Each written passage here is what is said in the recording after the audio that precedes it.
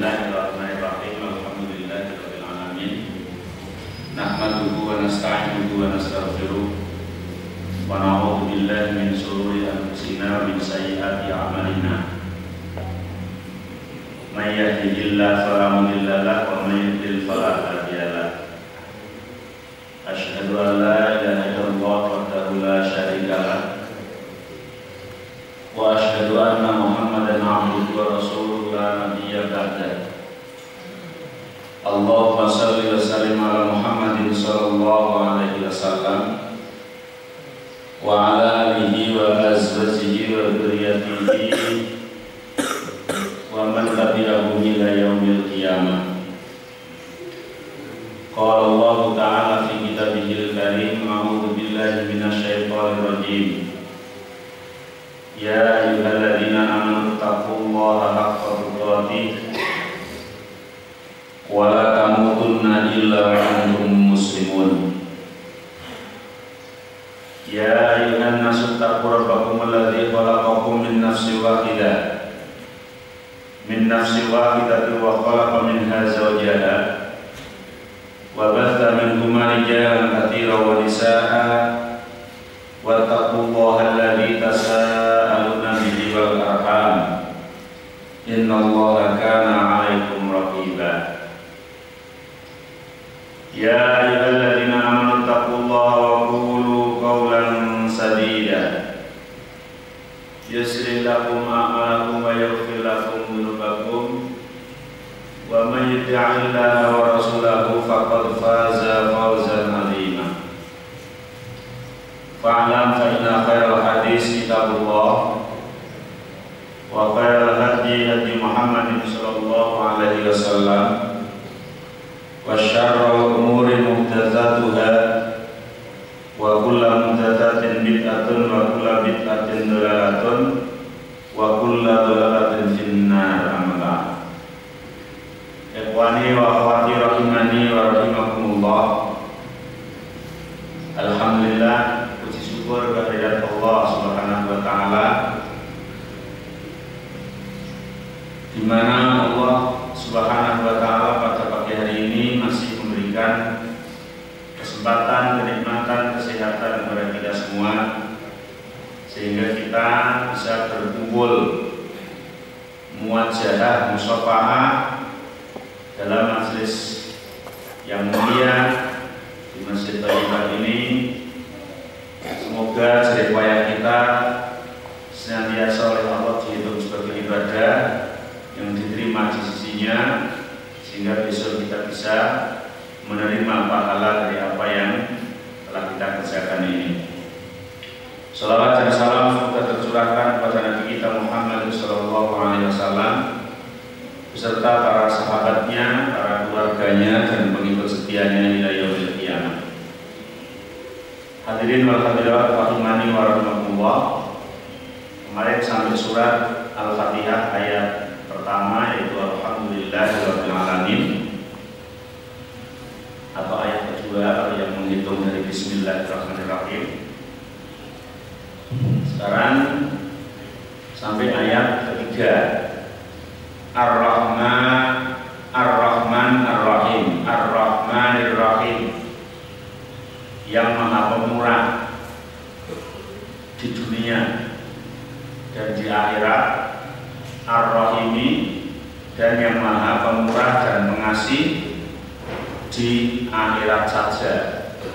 Jadi kalau Ar-Rahman dunia dan akhirat, kalau Ar-Rahim akhirat saja.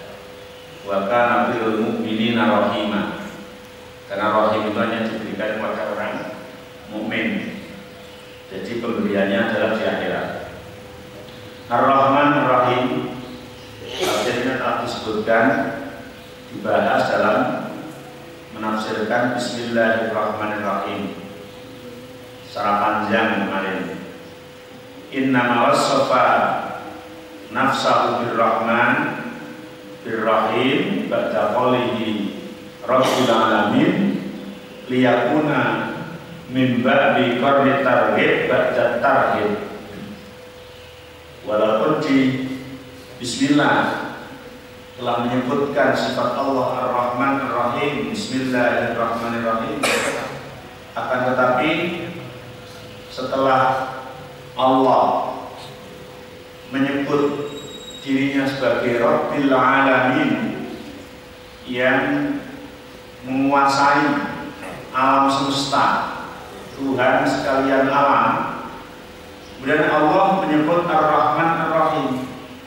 Maksudnya adalah liyakuna min babi qarnit targhib ba'da tarhib, supaya seimbang antara kabar duka dan kabar suka. Targhib kabar suka, at-tarhib kabar duka. Jadi Allah selalu seimbang dalam memberikan kabar kepada hambanya. Sebagaimana dalam ayat lain, setelah Allah menyebutkan tentang suka, maka sudah diiringi dengan kabar juga. Nabi ibadi anni anal ghafurur rahim, diikuti dengan inna rabbaka syariqul iqabi wa innahu laghafurur rahim. Ceritakanlah hai Muhammad kepada hambaku, sesungguhnya aku adalah Zat yang memberikan ampunan, Ar-Rahim, dan juga Zat yang memberikan belas kasihan. Wa anna 'adzabi wal 'adzabul alim, sesungguhnya siksaku adalah siksa yang sangat. Jadi setelah Allah mengatakan Anal Ghafurur Rahim disambung dengan wa anna 'adzabi huwal iqabul alim, huwal 'adzabul alim. Aku adalah Zat yang memberikan ampunan, aku adalah Zat yang memberikan kasih sayang, diikuti dengan ayat wa anna 'adzabi huwal 'adzabul alim. Sesungguhnya siksaku adalah siksa yang sangat pedih. Kadang dalam satu ayat dua, inna rabbaka sari'ul iqab wa innahu laghafurur rahim. Sesungguhnya Tuhanmu adalah Zat yang paling cepat menyiksanya. Sari'ul iqab, sari, cepat. Sesungguhnya Tuhanmu adalah Zat yang paling cepat menyiksanya. Melakukan dosa terus disiksa, tapi terus diikuti dengan wa innahu laghafurur rahim.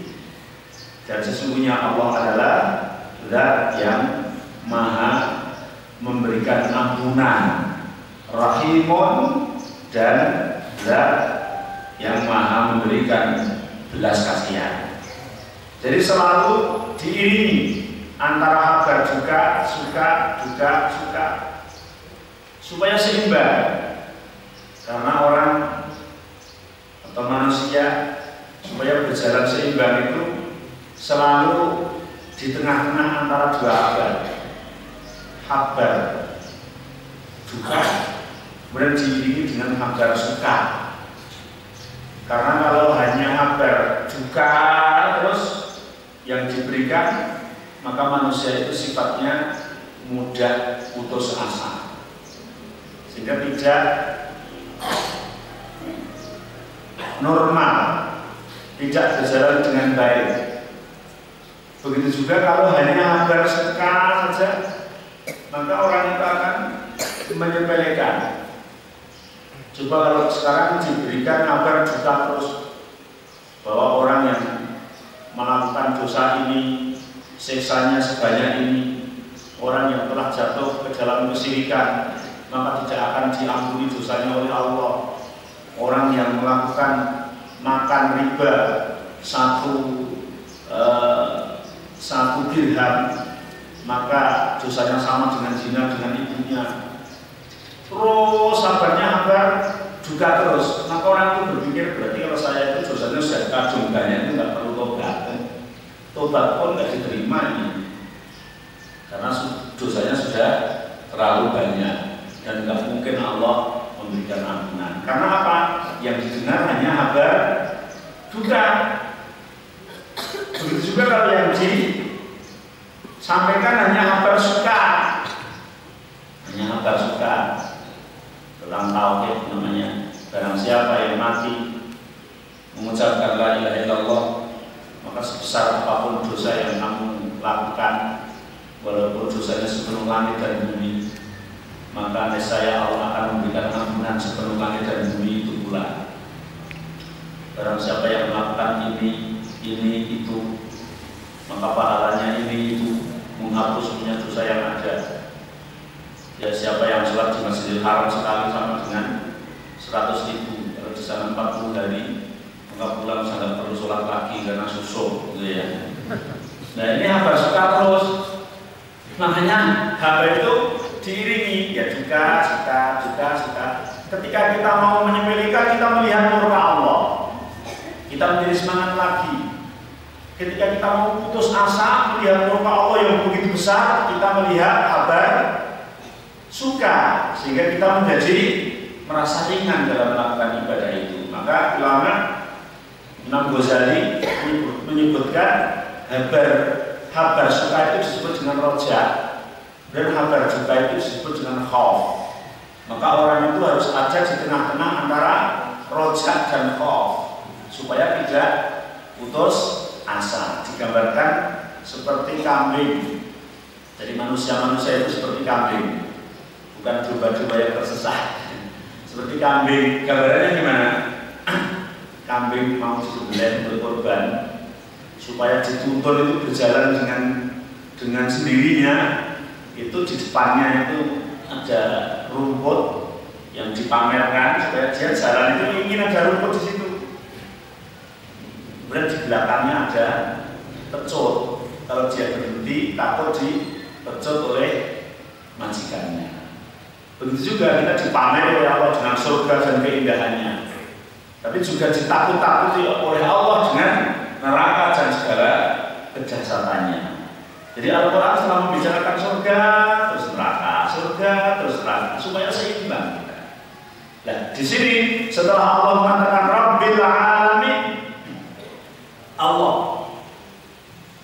yang menguasai, Allah yang memiliki, Allah yang memimpin kepada alam semua, alam semesta, seolah-olah Allah adalah sewenang-wenang dengan kekuasaannya, sehingga seolah-olah kita tidak bisa berbuat apa-apa, akan tetapi diiringi dengan sifat kabar sukanya, yaitu Ar-Rahman Ar-Rahim. Allah adalah yang maha kasih sayang di dunia dan akhirat, dan Allah pun adalah yang punya sifat kasih sayang di akhirat. Di dalam kitab Sahih Muslim yang bersumber dari Abu Hurairah radhiyallahu anhu, Rasulullah SAW bersabda, "Law ya'lamul mu'min ma indallahi minal uqubah ma qama'a fi jannatihi ahadun, walau ya'lamul kafir ma indallahi minar rahmah ma qana'a min rahmatihi ahadun." Sama yang saya sampaikan tadi, Rasulullah dalam hadis riwayat Muslim yang bersumber dari Abu Hurairah bersabda, "Lau ya'lamul mu'min," andai kata seorang mukmin itu tahu ma indallah, apa-apa yang ada di sisi Allah, minal uqubah, dari siksa-siksa, ma qama fi jannatihi ahadun, maka seakan-akan tidak ada satupun yang bisa berharap untuk masuk pada surganya. Apabila seorang mukmin tahu tentang siksa yang ada di sisi Allah dengan dosa yang dilakukan oleh para hambanya, niscaya tidak ada satupun yang mengharap bisa masuk ke dalam surga. Supaya mau masuk surga yang mana? Kalau kita melihat dosa-dosa yang kita lakukan dan siksa-siksa Allah yang begitu besar. Kalau kita melihat hadis Rasulullah tentang orang yang pernah pergi ke kebun, pergi saja, nanya di sana, tidak mempercayai, tidak diterima sholatnya 40 hari. Setelah cross check semuanya pernah, bahkan tidak hanya sekali. Kalau sudah pergi 10 kali kan berarti 400 hari. Kalau 400 hari itu 2 tahun, hampir 2 tahun kan. Kalau perginya berulang kali itu baru pergi ke dunia. Ya, belum kalau melakukan maksiat yang lain. Orang meninggalkan sholat 5 waktu tinggal 1 kali aja dengan sengaja, maka di kodok setahun tidak cukup. Dan siksanya adalah 80 ukub sama nuna ukubatan, 80 ukub, 80 akobah. 1 akobah 80 tahun, 1 tahun 80 hari, 1 hari 80 jam, 1 jam 80 menit, 1 menit sama dengan 1000 tahun di dunia. Kapan kita mau masuk surga? Sehingga kalau kita melihat murka Allah, siksa Allah, maka kata Rasulullah, tama'a fi jannati ahadun. Tidak ada satupun yang punya harapan bisa memasuki kepada surganya. Akan tetapi, lau ya'lamul kafir ma indallahi minar rahmah ma qanaqa min rahmatihi ahadun. Apabila seorang kafir tahu tentang rahmat Allah yang ada di sisinya, niscaya tidak ada satupun orang kafir yang putus asa dari mengharap rahmatnya. Karena saking murahnya rahmatnya Allah Subhanahu wa Ta'ala. Tahu rahmat Allah yang ada di sisinya, tidak ada satupun orang kafir yang memutuskan dari rahmat Allah. Punya harapan yang sangat besar sekali, karena Allah adalah Maha pemberian rahmat. Ada dalam satu hadis disebutkan pelacur masuk surga hanya gara-gara memberi minum anjing. Pernah dengar? Ya, itu kan pelacur ya, dan nggak pernah ibadah sama sekali. Gara-gara pulang dari pelacur mau pulang, ada anjing yang di sisi sumur, dia mau minum, kehausan, nggak bisa itu ngambil sumurnya dalam kok. Sepatunya dia dilepas, ditali-tali, terus dimasukkan ke dalam sumur untuk mengambil air, diminumkan kepada anjing itu. Maka Allah memasukkan surganya hanya gara-gara meminumi anjing tersebut. Kalau kita melihat rahmat Allah yang ada di situ, maka tidak ada satupun orang kafir yang memutuskan dari rahmat Allah. Pasti semuanya diampuni oleh Allah Subhanahu wa Ta'ala. Dan dua-duanya ini harus seimbang. Antara melihat rahmat Allah dan melihat siksa Allah, ini harus seimbang, tidak boleh berat sebelah. Kalau berat sebelah, maka akan terjadi chaos ya. Artinya kalau yang dilihat hanya ukubahnya saja, maka akan terjadi keputusasaan. Kalau yang dilihat hanya rahmatnya saja tanpa melihat ukubahnya, yang terjadi hanya akan menyepelekan. Menyepelekan itu gimana? Itu pelacur minumnya anjing bisa masuk surga. Apalagi saya yang setiap minggu pagi mesti ngaji, mesti surga saya. Kan jadi repot, ini ngaji kau. Ya minggu pagi yang seminggu gak ibadah, ya. Karena dia dilihat lebih baik daripada pelacur yang meminumi anjing tadi kan begitu. Begitu juga kalau yang dilihat hanya ukubahnya Allah, maka kita akan putus asa karena melihat dosa yang begitu banyak yang tidak mungkin Allah mengampuni seolah-olah seperti itu. Tapi kalau dua-duanya seimbang, maka kita akan lancar, ya, lancar berjalan terus, insya Allah. Ar-Rahman, Ar-Rahim. Adapun tafsir panjangnya sudah ditafsirkan di dalam Bismillahirrahmanirrahim. Ayat selanjutnya yang nomor 4 atau nomor 3, kalau dihitung dari Bismillahirrahmanirrahim berarti nomor 4. Kalau dihitung dari Alhamdulillahirabbil alamin berarti nomor 3, yaitu Maliki Yaumiddin. Maliki Yaumiddin. Kalau dalam surat An-Nas, Malikin Nas. Ini yang masyhur ya, yang masyhur sampai Indonesia. Jangan terbalik ketika baca di An-Nas, Malikin Nas. Ketika di Fatihah, Maliki Yaumiddin terbalik. Tapi kalau kita jangan ngaji nanti tidak jadi boleh ya. Qara'a ba'dul qurra, sebagian ahli qiraah membaca Maliki Yaumiddin wa qara'a akharun Maliki Yaumiddin.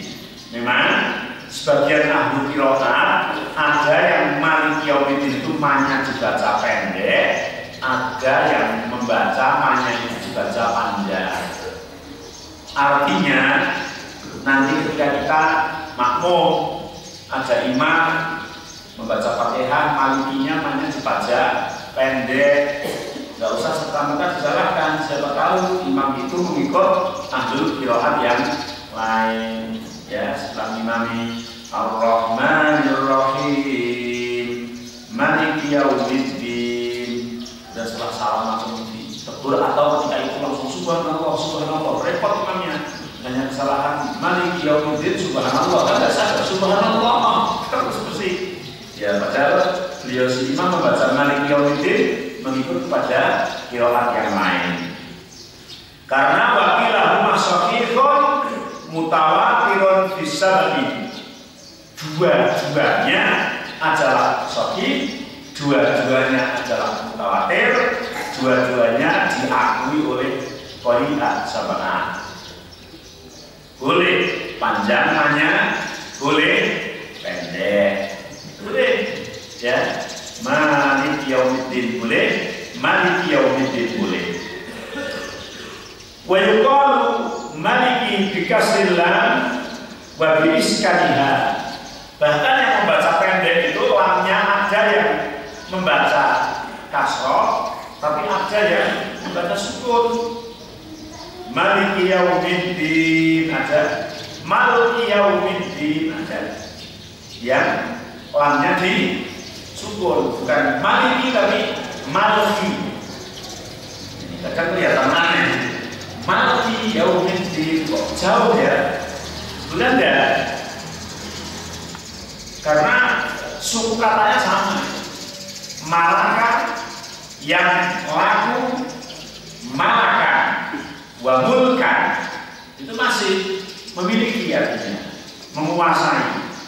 Jadi bisa malkun, mulkun, malikun.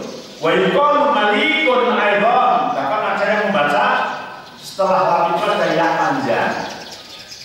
Maliki Yaumiddin. Jadi mana pendek, mana yang panjang lamnya. Maliki Yaumiddin. Tapi kalau kita belum dengar, saya kira imam baca seperti itu kan silakan kalahkan ya. Wah, ini orang fasih imam ini. Belum belajar Fatihah sepanjang jadi imam.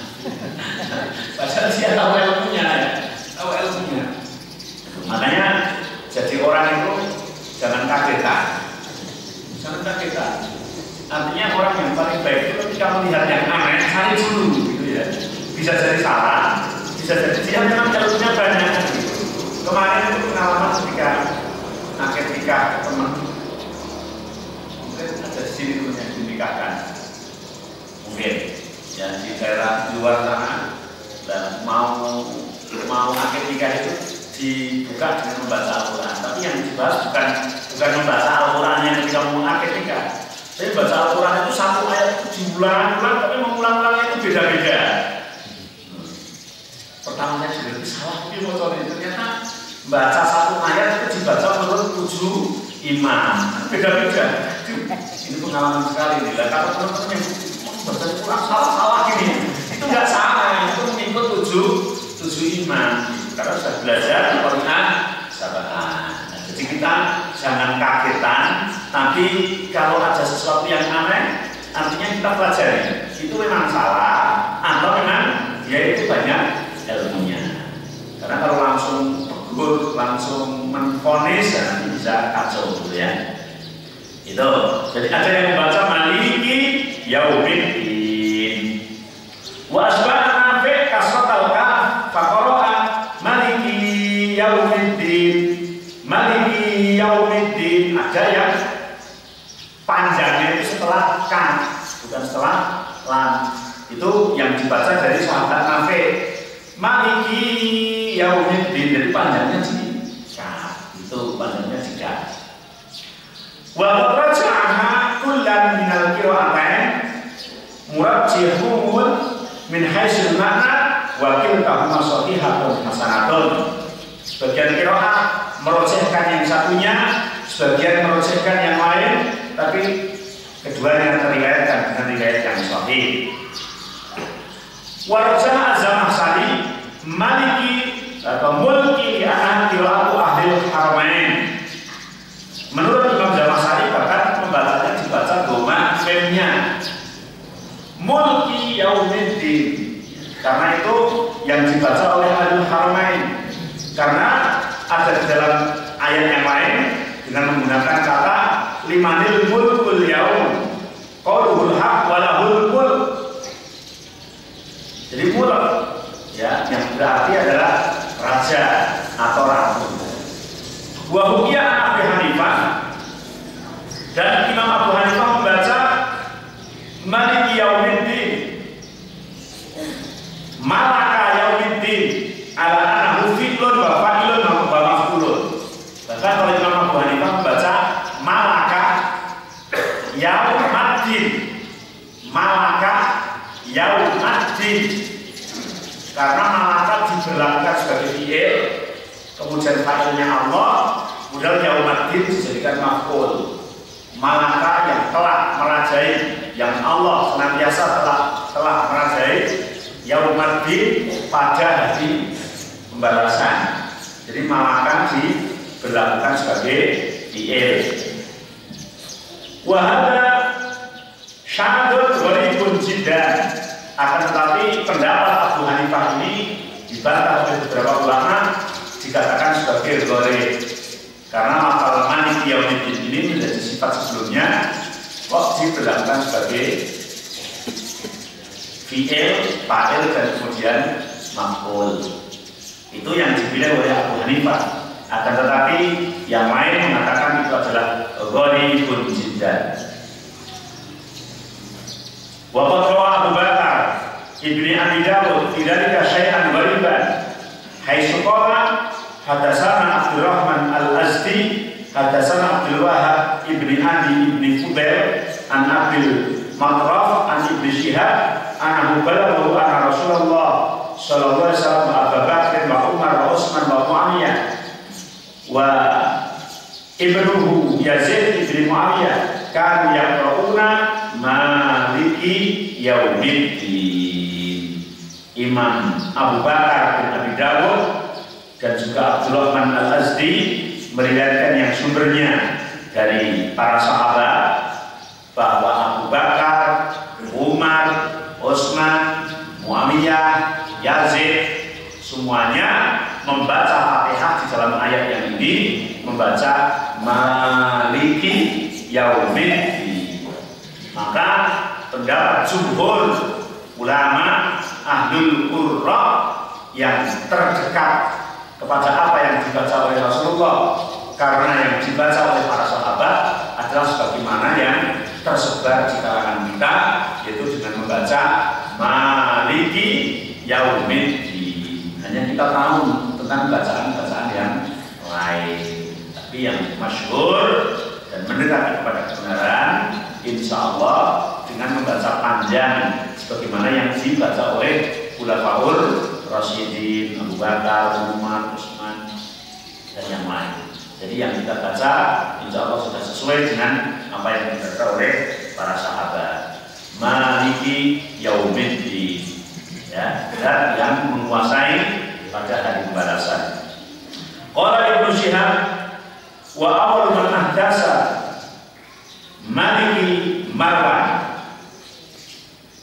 Qultu Marwan indahu ilmun bisihhati ma qara'ahu lam yutali alaihi Ibnu Syihab wallahu a'lam.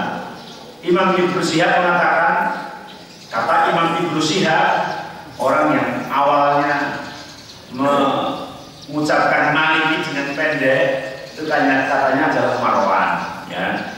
Marwan karena dia mempunyai ilmu, ya, periwayatan sampai sana.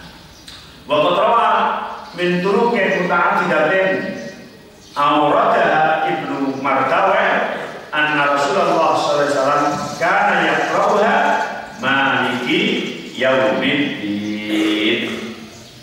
Kalau yang teriwayatkan dari jalan yang berbeda-beda, yang terwariskan dari Rasulullah SAW yang bersumber dari sahabat Ibnu Mardawai bahwa Rasulullah SAW tetap membaca Fatihah itu dalam ayat yang keempat ini dengan bacaan Maliki Yaumiddin. Maliki Yaumiddin. Ma-nya dibaca panjang. Wa Malik ma'khudun minal mulk. Memang kata Malik adalah diambil dari mulk. Ma'khudun minal mulki, diambil dari mulk. Sebagaimana firman Allah, inna nahnu narithul arda wa man 'alaiha wa ilaina yurja'un. Inna nahnu narithul arda wa man 'alaiha wa ilaina yurja'un.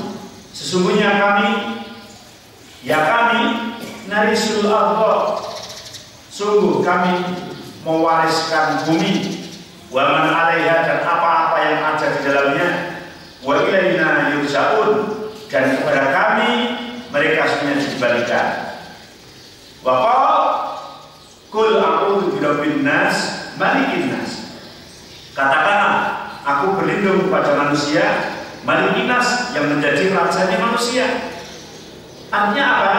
Wa mulkun ma'khudun minal mulki.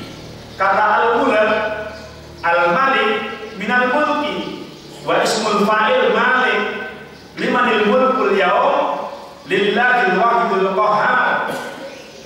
Limanil mulkul yaum, kepada siapa, untuk siapa hari ini dikuasai?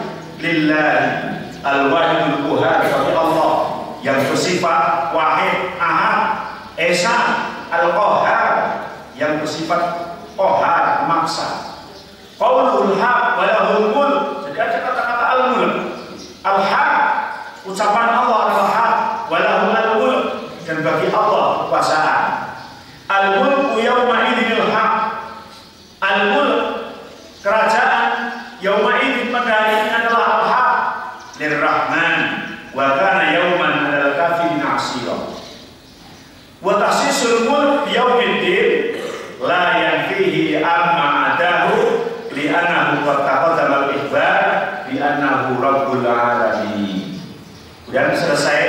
Nah, masalah bacaan, boleh maliki, boleh maliki, boleh maliki, boleh maliki, boleh mulki, tapi yang masyhur adalah yang maliki atau maliki. Maliki yaumiddin atau maliki yaumiddin. Kemudian tentang maliki yaumiddin diartikan sebagai zat yang menjadi raja, yang merajai pada hari kiamat, pada hari pembalasan. Apakah tidak mengandung konsekuensi berarti sebelum kiamat itu berarti Allah yang merajai? Tidak.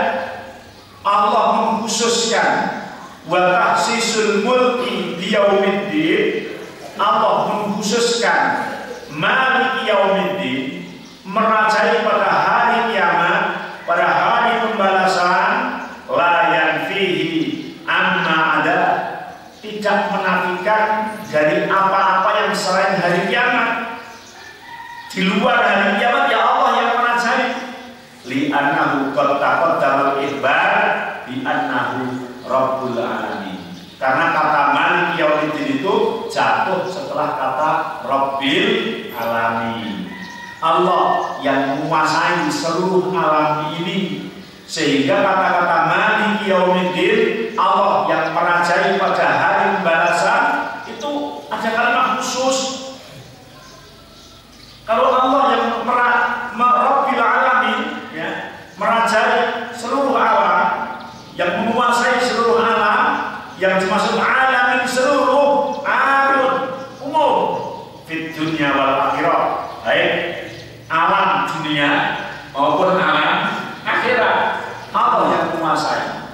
Wa inna ma'udhifa ila yaumiddin, adapun disandarkan pada Malik Yaumiddin, pada hari pembalasan, apa?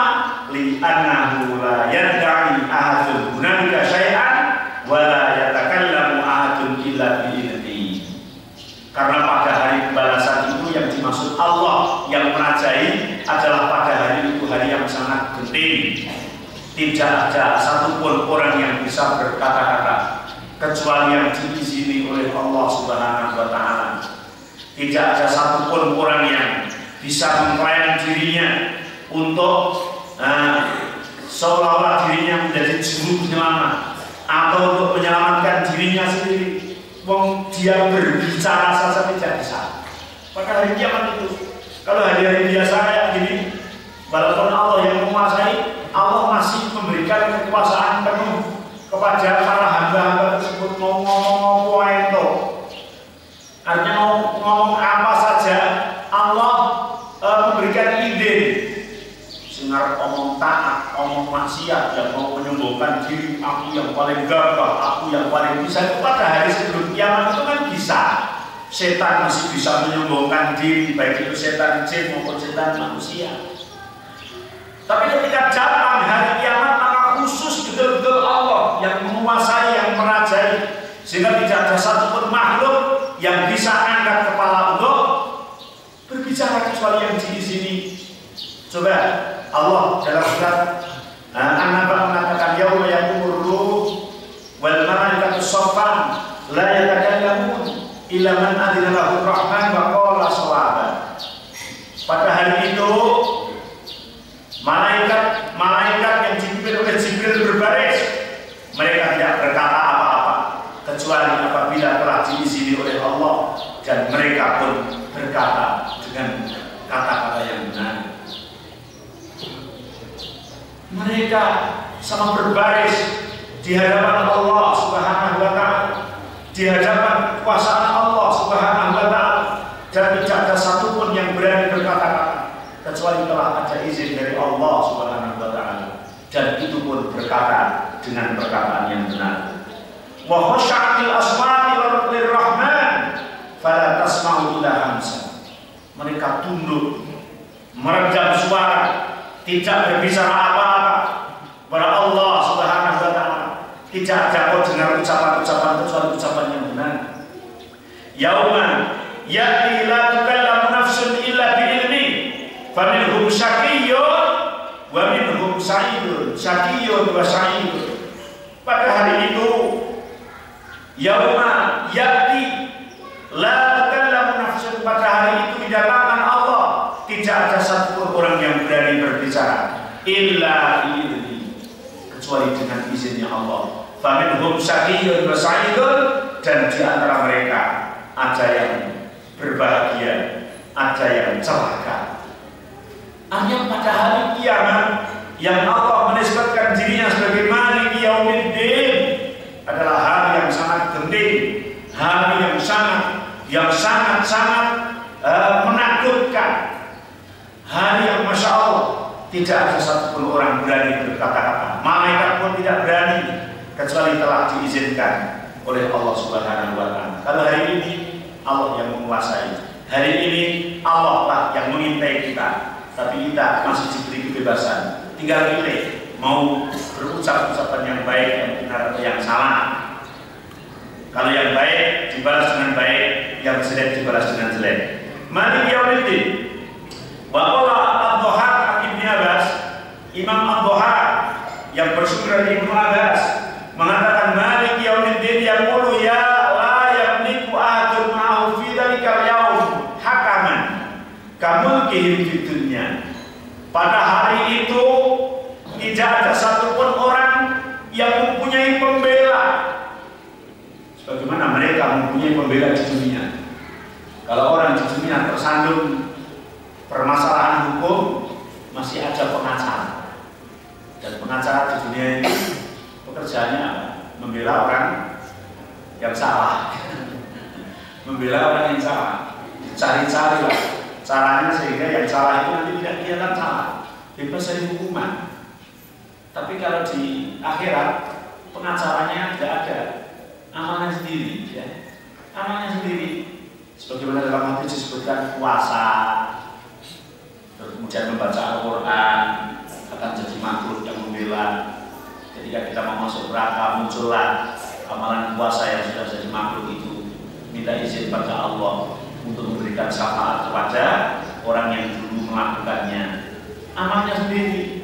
Tidak ada pengacara dari luar, tapi orang yang bisa menghukum di dunia itu masih mungkin untuk tidak dipenjara walaupun salah. Bahkan mungkin juga yang tidak salah masuk penjara. Tapi kalau di akhirat sangat adil sekali. Tidak ada satupun yang tidak tersalurkan.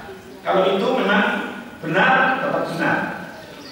Qala wa yaumuddin yaumal hisab lil khalaiq wa huwa yaumal qiyamah wa huwa yaumul qiyamah yadiluhum bi amali. Malik yaumiddin atau yaumiddin yang disebut adalah yaumuddin. Kalau kita paham lafal ad-din itu kan agama. Yaumuddin itu kan hari agama. Iya, hari agama. Agama itu adalah untuk memberikan aturan kepada seseorang ketika hidup di dunia dan untuk memberi balasan kepada orang yang telah ke akhirat. Maka yaumuddin adalah hari ketika orang itu dibalas. Karena setelah hari kiamat yaumul hisab lil khalaiq, hari dihisab makhluk-makhluk, yaitu hari kiamat yang mereka mempertanggungjawabkan amalan-amalan mereka. In khairan fa khairun wa in syarran fa syarrun ila man afahullah, ila man afahu. Orang mempertanggungjawabkan amalnya masing-masing untuk dihadapkan kepada Allah Subhanahu wa taala. In khairan, in kana amaluhu khairan fajazaohu khairun. Disingkat in khairan fa khairun. Apabila amalnya di dunia baik, maka mereka akan menerima balasan yang baik. Amalan-amalan yang kita lakukan sesuai dengan Al-Quran, sesuai dengan Sunnah Rasulullah SAW, sesuai dengan apa yang dipahami oleh para sahabat, maka fa khairun, balasannya pun adalah kebaikan. Fa in syarra fa syarrun. Apabila amalan yang kita lakukan jelek, amalan yang kita lakukan adalah amalan-amalan yang tidak sesuai dengan turunan agama, justru sering melakukan suatu hal yang dilarang oleh agama, fa syarrun, maka balasannya pun adalah kejelekan. Sangat adil sekali. Illa man afahullahu anhu, kecuali orang yang diberi ampunan oleh Allah Subhanahu wa taala, kecuali orang yang mendapat maaf dari Allah Subhanahu wa taala, karena Allah Maha pemberi ampunan. Wa dzalika qala ghairuhu minas sahabah wa tabi'in wassalaf. Yang lain dari kalangan sahabat, kalangan tabi'in dan ulama sahabat, huwa dhahirun, itu adalah dhahir. Wa haka Ibnu Jarir an ba'dihim annahu dhahaba ila anna tafsir Malik yaumiddin annahu al-qadir ala iqamatihi thumma syara'a yudha'ifahu wa dhahir annahu la munafaqa bainal qaul. Yang diriwayatkan dari sebagian sahabat dan ulama salaf adalah mengatakan bahwa Ibnu Jarir mengatakan Allah pada hari kiamat adalah al-qadir ala iqamatihi, Allah yang mampu untuk menegakkan keadilan itu, Allah sendiri. Summa syara'a bidhafihi, dan Allah yang melipat gandakan tentang kebaikan maupun kejelekan itu. Tapi yang dimaksud Malik yaumiddin adalah Allah lah yang maha untuk menegakkan keadilan yang ada pada hari kiamat tersebut. Hadzal qaul wa bima qablahu ya'tarifu bi sihhatil qaul al-akhar wa la yunkiruhu, walakin as-siyaq adalu ala al-ma'na al-awwal min hada. Akan tetapi makna yang terkandung adalah Malik yaumiddin ay al-mulku yaumiddinil haq, Allah yang memberikan, Allah yang menguasai, Allah yang merajai, dan Allah lah yang berkuasa pada hari itu. Sehingga tidak ada satupun seseorang yang berani angkat bicara. Malaikat pun tidak berani, apalagi selain malaikat. Karena ad-din tadi saya terangkan, ad-din ay al-jaza al-hisab. Kalau din di dunia untuk memberikan aturan. Agama adalah sebuah undang-undang Allah, aturan Allah yang untuk dipatuhi. ketika sudah sampai hari kiamat adil, berarti adalah al-jaza wal hisab, balasan dan perhitungan. Yauma idzin yuwaffihimullahu dinahum al-haq. Pada hari ini, artinya hari kiamat, adalah Allah memberikan kepada balasan-balasan mereka tentang kebenaran. Ya, atina al-madinun ay yujziuna muhasibun. Artinya bahwa adil itu adalah merupakan suatu balasan daripada apa yang mereka lakukan di dunia ini, dan adil adalah merupakan hisab, penghitungan apa yang dilakukan oleh seseorang ketika hidup. Di dalam hadis Al-Qais dikatakan man dana nafsahu wa amala lama ba'dal maut ay hisabu nafsahu. Dan di Dainul memang bisa diartikan macam-macam, tapi adil yang dimaksud dalam ayat ini adalah orang yang telah menyimpan amal yang baik kemudian dibawa kepada kematian, maka hitungannya adalah di sisi Allah Subhanahu wa Ta'ala. Sehingga Umar berpesan dengan pesan yang sangat terkenal sekali pada kita, hasibu anfusakum qabla an tuhasabu wazinu anfusakum qabla an tuwazinu. Hisablah diri kalian sebelum dihisab oleh Allah Subhanahu wa Ta'ala, dan timbanglah amal kalian sebelum dipaksa ditimbang oleh Allah Subhanahu wa Ta'ala. Ya, kita hisab dulu supaya tidak kaget. Kita membuat statistik garis-garis pesan Umar ini. Kita namanya sehari semalam itu 24 jam. Maka kita membuat garis yang tingginya 24 cm. Taruhlah 1 cm adalah 1 jam. Kita kajian kayak ini dari subuh lah tadi, dari jam 4 sudah berjalanan. Berarti nanti kita coret hijau jam 4 ke 5, 6, jadi 2 jam, jadi 2 cm. Nah, nanti pas kita itu nggak melakukan kebaikan, tapi nggak kejelekan, nganggur-nganggur gitulah, mungkin dicoret biru itu berapa jam. Ketika melakukan yang jelek-jelek maksiatan, dicoret merah itu berapa senti. Coba setiap hari nanti yang paling panjang apa? Namanya hasibu qabla an tuhasabu. Hisablah dirimu sebelum dihisab paksa oleh Allah. Jadi nanti setiap sore itu kita tahu timbangan kita hari ini yang paling banyak. Nanti sebulan sekali direkap ya. Nah, direkap. Nanti ketika mau mati sudah ngerti ya, sudah ngerti tempatnya kan gitu. Karena wa amman saqulat mawazinu wa huwa fi 'ishatir radiyah. Wa amman khaffat mawazinu wa ummuhu hawiyah. Yang timbangan baiknya banyak jelas surga, timbangan jeleknya banyak jelas neraka. Bisa kelihatan kan? Dan kalau sudah kelihatan mendekati kematian, tobat. Kita tobat, ya Allah, rapot saya kok merah-merah gini ya. Iya, karena sekolah pun juga tetap ada evaluasi, ada mungkin semester TS, ada semesteran, ada ulangan harian. Dan kita kan di dunia ini kan sekolah terus, karena ujian terus, makanya ada UTS di semester, ada semesteran, ya, ada ujian akhir tahun, luas ujian akhir tahun. Jadi bisa, terutama pada saat puasa itu semesteran tahunan gitu. Ya, mungkin nanti hijaunya lebih panjang, merahnya lebih dikit, gitu. Tapi kira-kira kita yang menerapkan seperti itu kan belum ada. Betul, cuma ada berpesan hasibu qabla an tuhasabu. Hisablah dirimu sebelum kamu dihisab oleh Allah. Wazinu anfusakum qabla an tuwazinu. Timbanglah dirimu, bukan berat badan, berat amalan. Kalau berat badan itu sering ditimbang ke puskesmas, tapi amalan ditimbang, amalan kita itu berapa? Janganlah kalau kita melihat namanya qobliyah subuh, tadi yang sholat qobliyah subuh, oh kata Allah, kata Rasulullah, rakaatan lil fajri khairun minad dunya wa ma fiha. Tapi terus diimbangi tadi yang lain berapa? Ditimbang. Kalau timbangannya lebih baik, bukan untuk ujung berapa? Saya baik, saya mesti surga. Bukan seperti itu, tapi untuk mengkalkulasi ini, kalau kita sekiranya kejelekannya lebih banyak kan, masya Allah harus penuh-penuh taubat kepada Allah. Wa ta'ahidu kata Umar lil ardil akbar alaman la tahfa alaihi a'malukum.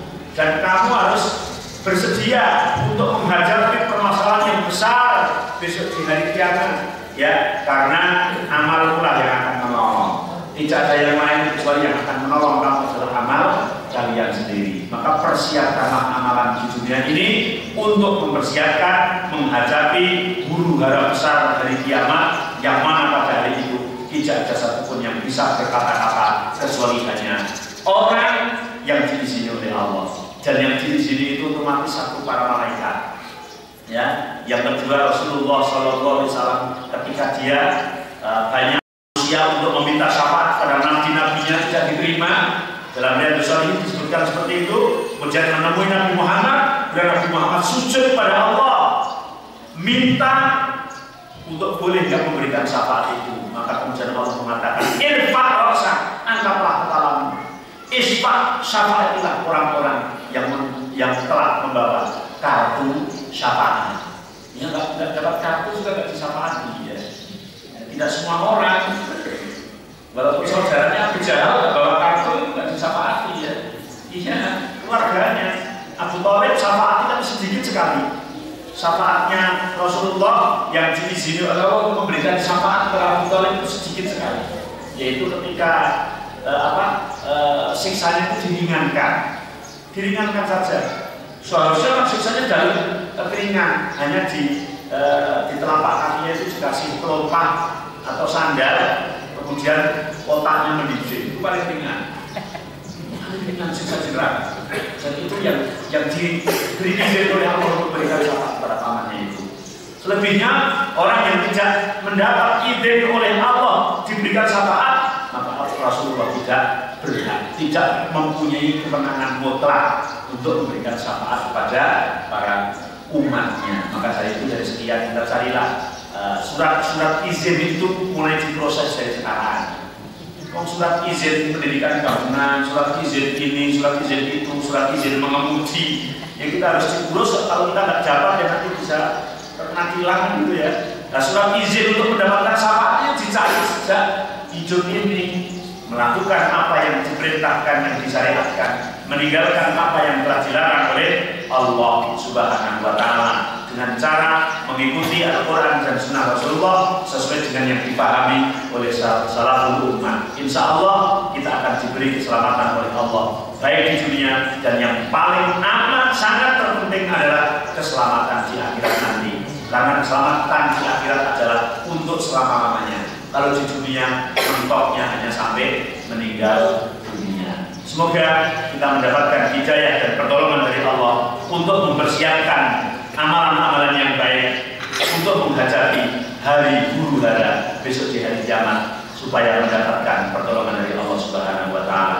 Amin ya rabbal alamin. Sekian, kalau ada pertanyaan, insya Allah iya karena dua iya karena sain di pertemuan yang selanjutnya.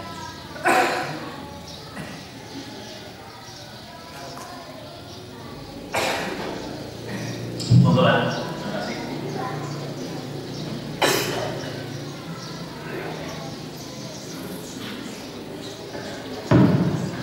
Assalamualaikum warahmatullahi wabarakatuh. Waalaikumsalam. Mendengarkan dari apa yang disampaikan Ustaz tadi, bahwa dalam Islam ini banyak pendapat-pendapat maupun aliran-aliran. Contohnya dari Maliki Yaumiddin banyak sekali. Kemudian yang kita lihat di lingkungan kita, bahwa ada kelompok yang merasa alirannya atau dirinya sendiri yang paling benar. Bagaimana itu menurut pendapat Ustaz? Terima kasih. Assalamualaikum warahmatullahi wabarakatuh. Waalaikumsalam warahmatullahi wabarakatuh. Jadi merasa paling benar kalau dilandasi dengan kaidah yang benar, maka suatu kewajiban. Tapi merasa paling benar tidak dilandasi dengan kaidah yang benar, maka salah. Contohnya apa? Agama Islam itu paling benar, itu wajib. Sehingga kalau muncul pendapat baru mengatakan bahwa semua agama adalah benar, itu salah. Sekarang yang baru berkembang namanya Islam liberal. disingkat menjadi JIL, Jaringan Islam Liberal, karena berangkat dari tidak senang menyalahkan orang lain, sehingga dia berpendapat bahwa semua agama adalah benar.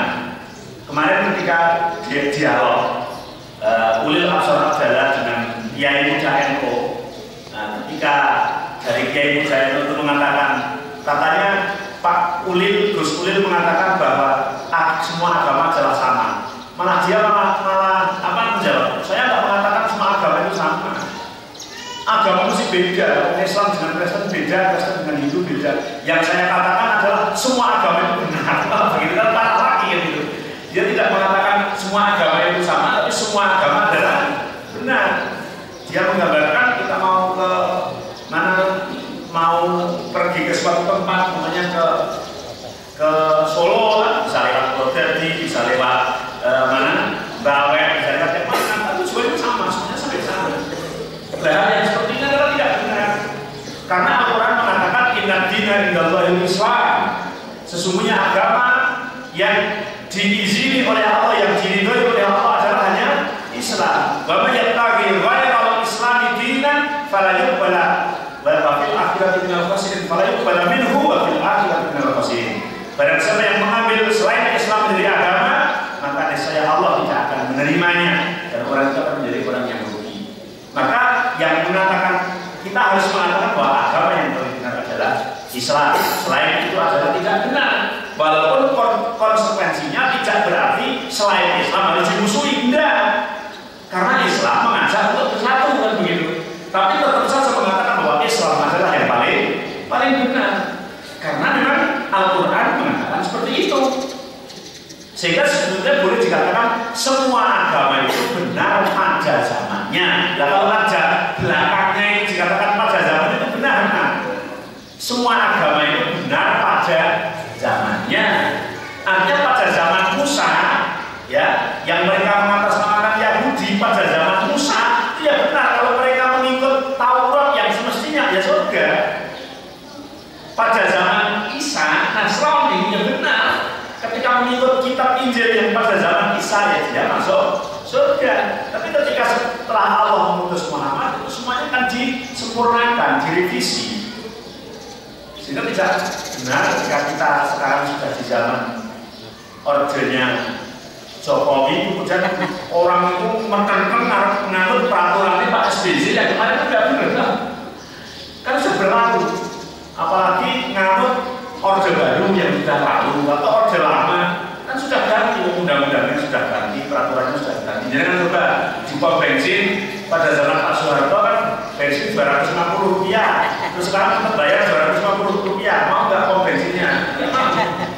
Karena peraturannya sudah berbeda.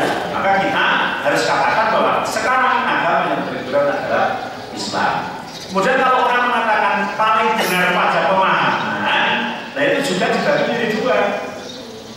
Orang yang istihad, para madzhab Imamul Arba'ah, pada saat dia menghabiskan tenaganya untuk menimbulkan suatu hasil istihad, hasil hukum yang dia gali, maka ketika menulis, menorehkan tintanya, penanya di tulisan, mesti dia meyakini bahwa apa istihad dia adalah yang paling benar. Karena kalau dia ragu, mesti tidak ditulis. Walaupun di kemudian hari, ketika ada hadis yang datang ke dia ternyata pendapat itu salah, dia ralah. Maka sehingga di dalam Imam Syafi'i banyak yang disebut dengan qaul qadim dan qaul jadid.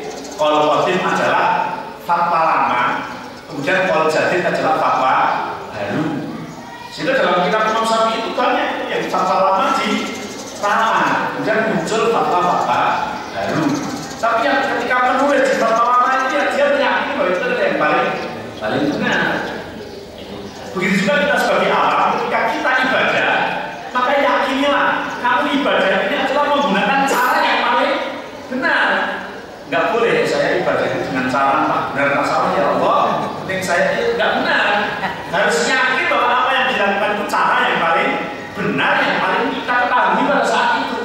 Hanya saja kalau nanti ternyata ada aturan lain yang aku belum pernah mendengar ternyata benar dari engkau, aku siap untuk merubah. Tapi yang saya lakukan ini adalah yang paling benar. Hanya yang salah itu ketika kita melakukan suatu kebenaran ini, kemudian ada orang lain melakukan yang lain, langsung divonis bahwa dia itu salah, dia ahli neraka, dia tidak masuk surga, itu yang tidak diperbolehkan.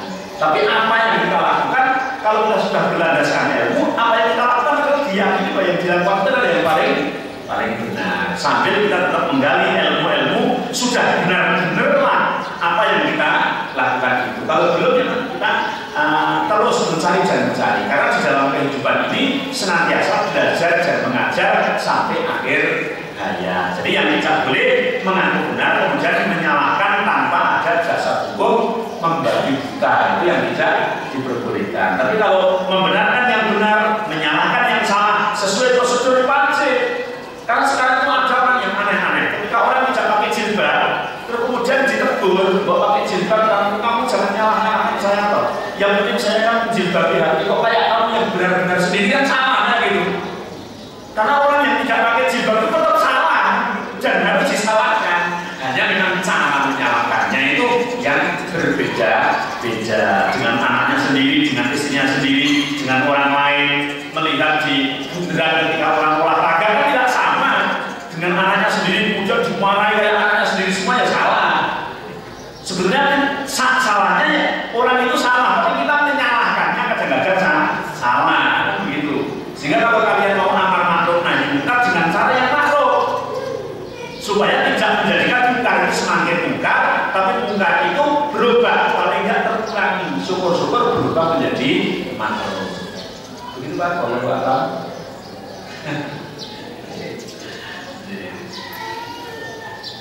Jelas? Ya, kalau sudah ada pertanyaan, sudah jam 6:04. Semoga bermanfaat. Kurang lebihnya minta maaf itu yang bisa saya sampaikan. Semoga Allah selalu menuntun kita apabila benar semata-mata dari Allah Subhanahu wa Ta'ala.